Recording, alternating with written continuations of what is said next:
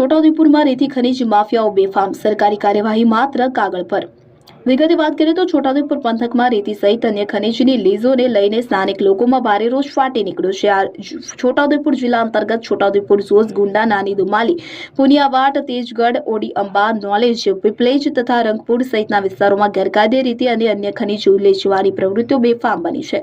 સરકારી પરવાનગી વિના જ કેટલાક માથાભારે તત્વો ખુલ્લેઆમ રેતી અને ખનીજ લેવાનું કૌભાંડ આચરી રહ્યા છે। સ્થાનિક નાગરિકો દ્વારા કલેક્ટર સહિત સંબંધિત વિભાગોમાં વારંવાર લેખિત આવેદનો આપી ગેરકાયદે લીઝો બંધ કરાવવા માટે રજૂઆતો કરવામાં આવી છે, પરંતુ ખનીજ ચોરો સામે કોઈ નસીહત મળે તેવી કડક કાર્યવાહી ન થતી હોવાને કારણે માફિયાઓ વધુ બેફામ બની ગયા છે। પરિણામે પર્યાવરણને ભારે નુકસાન સાથે કાયદો અને વહીવટ બંને પ્રશ્નાર્થ બની ગયા છે।